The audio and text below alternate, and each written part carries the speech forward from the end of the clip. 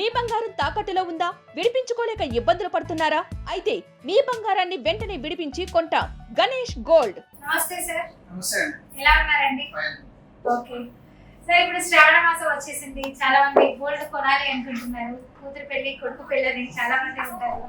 So కొంచెమైనా బంగారం తీసుకుందాం అనే ఒక కేటగిరీలో కూడా కొంతమంది ఉంటారు కొనుక్కోవాలని. సో అలాంటి వాళ్ళు గోల్డ్ ఆర్నమెంట్ పెట్టరా, గోల్డ్ కాయిన్ పెట్టరా, గోల్డ్ ఏమంటారు గోల్డ్ బాస్ అని చెప్పి బిస్కెట్ అంటుంటారు. సో అలా కొనుక్కోవడం బెటర్ అంట. ఇంకా చూసుకుంటే లాస్ట్ మంత్ విధంగా చూసుకుంటే 1,50,000 పైన అవుతుంది గోల్డ్ రేట్, ఎక్కువైంది అన్నారు. ఇప్పుడేమో తగ్గిపోతుంది అన్నారు.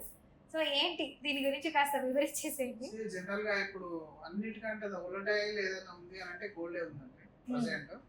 అంటే ఒక్కో రోజు పెరుగుతుంది, కొన్ని వారాలు తగ్గుతుంది, కొన్ని వారాలు మళ్ళీ పెరుగుతుంది. అయితే మనం ఎప్పటి నుంచైనా చెప్పేది ఒకటే, గోల్డ్ అనేది యాజ్ ఏ ఆర్నమెంట్ కొనమని చెప్తాం.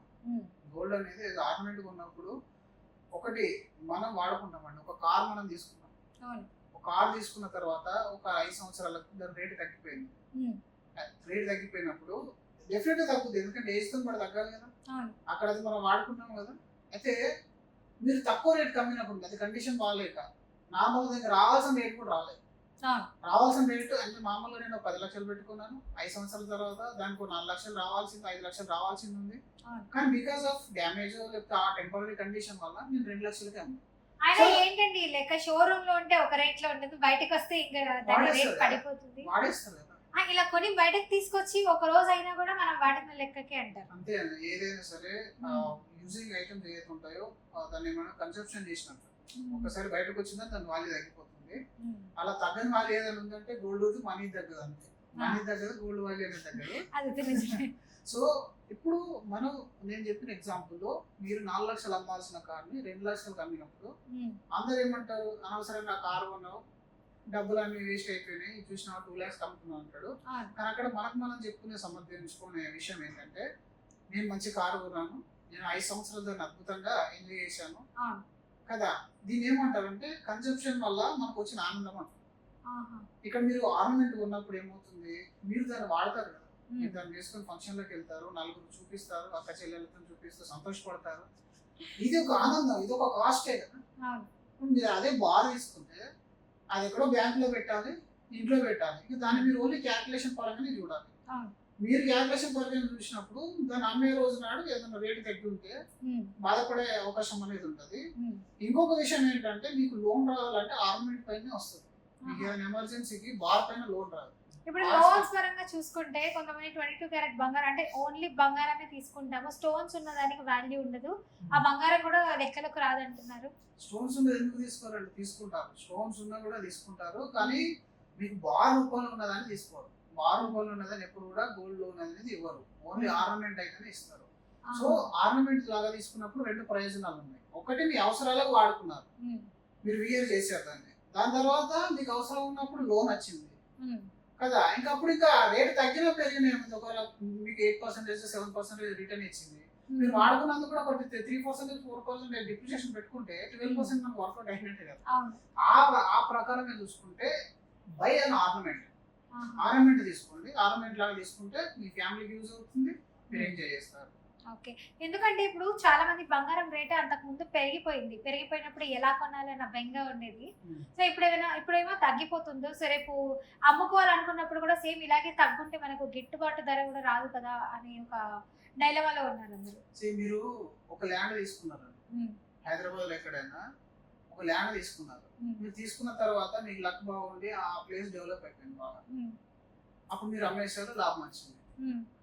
మీరు ఇంకో దగ్గర ల్యాండ్ తీసుకున్నారు, అక్కడ అది డెవలప్ కాలేదు, అప్పుడు మీరు బాధపడతారా బాధపడారా?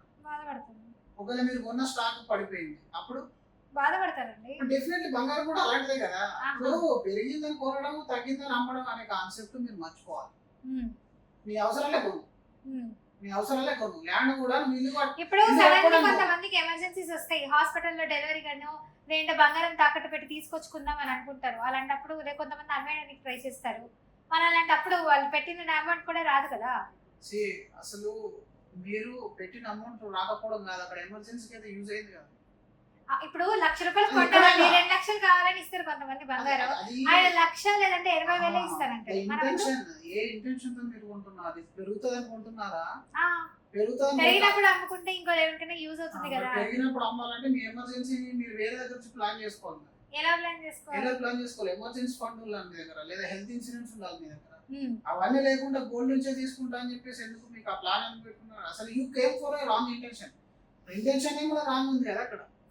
ఇప్పుడు గోల్డ్ అనేది కొని పెట్టుకున్నాం అనుకోండి, ఎమర్జెన్సీ పర్పస్ లో మనం ఆ గోల్డ్ అమ్మేసినా మనకి డబ్బులు క్యాష్. ఇప్పుడు ఇల్లు కట్టుకోవాలనుకుంటారు కొంతమంది, బయట కొంత అమౌంట్ తీసుకుంటారు, ఇంకా అమౌంట్ కావాలి, బయట జనరేట్ అవ్వదు, ఎందుకంటే వడ్డీలో వీటికి అయిపోతుంది, ఇంకేం మనం తినడానికి ఉంటుందనే ఒక డైలమా అంటారు చాలా మంది. అలాంటప్పుడు ఉన్న గోల్డ్ నే మనం అమ్మేస్తే కొంచెం అమౌంట్ వస్తుంది, దాంతో ఇల్లు కొంచెం పూర్తి అవుతుంది అనే ఒక సిచ్యువేషన్ కూడా ఉంటుంది కదా. సో అంతే మరి అప్పుడు మనీ ఎక్స్ట్రా వస్తే ఇంటికి ఇంకా దేనికైనా యూజ్ అవుతుంది అనే ఒకటి ఉంటది కదా కాన్సెప్ట్. మీరు చెప్పిన కాన్సెప్ట్ ఓన్లీ బంగారానికే కాదు. Hmm. ఇప్పుడు ఏదైనా ఒక రైతును కూడా తీసుకోండి, మనం టమాటా ఒక్కొక్కసారి 100 రూపీస్ కొంటాం. బంగారం టమాటాలు ఎందుకు వస్తాయండి? ఏనండి, ఒక్కొక్కసారి 10 రూపాయలకు కొంటాం. ఆయన కూడా 100 రూపాయలకి ఇలా అమ్మాలనే ఉద్దేశంతోనే పంట ఇస్తాడు. కానీ ద మార్కెట్ సిచ్యువేషన్ పంట చేతికి అందే నాటికి ఆయన ఎక్స్పెక్ట్ చేయడు కదా 10 రూపాయలతో వస్తుంది తెలిస్తే ఆయన అసలు ఆ పంటనే తీయడు, ఆ పంట వేయడు కూడా. అంటే దాన్ని ఎవరు ప్రెడిక్ట్ చేయలేరు. అది వాతావరణం సిచ్యువేషన్ అలా మారిపోతూ ఇది ఉంటుంది. మరి ఇప్పుడు ఈ బంగారం కూడా ఇంతే అంటారా? బంగారం అంతే, బంగారం కూడా అంతే. బంగారమే కాదు, లైఫ్ లో ప్రతి ఒక్కటి అంతే. మనం దాన్ని అందుకే అన్ని ఇన్వెస్ట్మెంట్స్ ఒక దగ్గర పెట్టకుండా, కొంతమంది 1,00,000 రూపాయలు కొన్నది 2 లక్షలకైనా అమ్మేస్తే మనకి ఎక్స్ట్రా 1 లాక్ వస్తుందనే ఉద్దేశం ఉంటుంది, 20,000 అయినా ఎక్స్ట్రా వస్తుందని అలా ఉంటారు కదా కొంతమంది.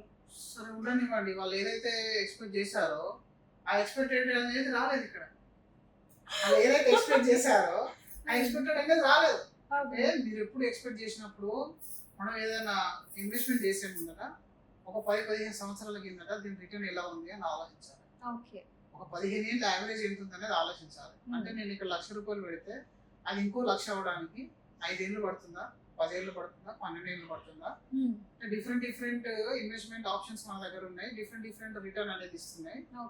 బంగారం ఒక return 8%.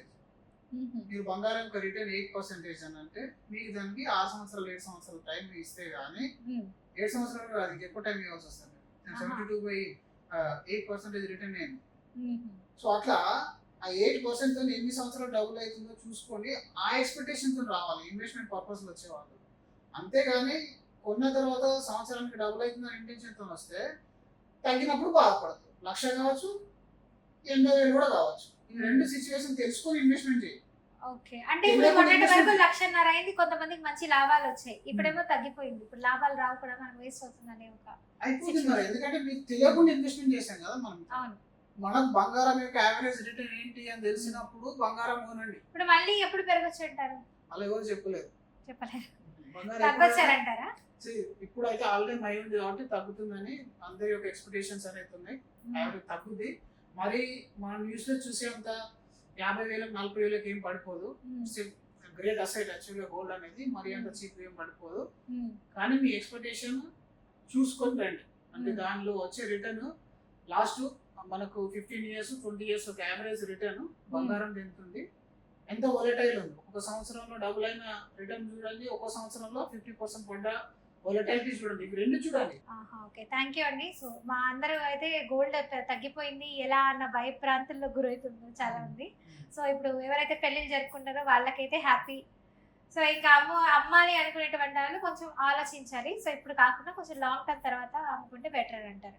Thank you so much అండి, మంచి ఇన్ఫర్మేషన్ ఇచ్చారు. Thank you.